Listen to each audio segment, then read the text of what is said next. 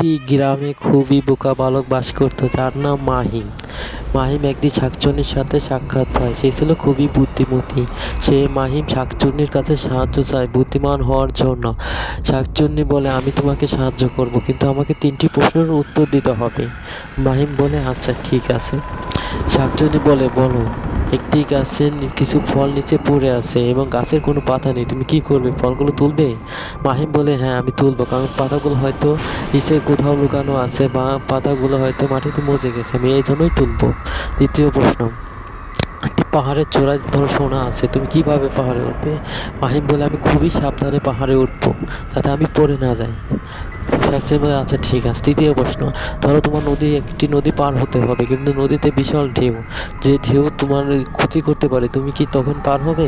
মাহিম বলে, না আমি তখন পার হব না, আমি ঢেউটা মিলিয়ে যাওয়ার জন্য